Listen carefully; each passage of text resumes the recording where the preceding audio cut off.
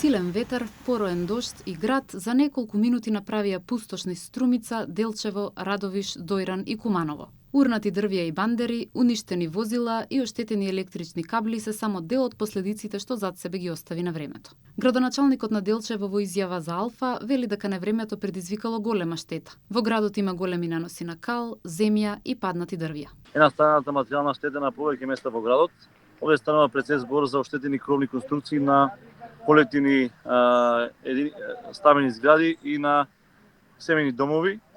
Имаме на повеќе места веќе регистрирано такви проблеми од каде што граѓани бараат помош и поддршка за расчистување на паднатите керамиди и на паднатиот лим. Надлежните велат дека како локална самоуправа активно работат на терен за расчистување на ситуацијата. Нашите екипи на јавно комунално претпријатие Легалница од Делчево и на нашата територијална противопожарна единица работат на терен и веќе се нормализира ситуацијата и се очекува некаде до крајот на денот да ја стане комплетно под контрола. Последици од невремето има и во останатите погодени подрачја, меѓу кои штети на инфраструктурата, паркирани возила и прекини на снабдувањето со електрична енергија. Локалните и комунални служби преземаат активности за нормализирање на состојбата, а првичните проценки за материјалните штети ќе бидат познати откако ќе завршат увидите на надлежните служби.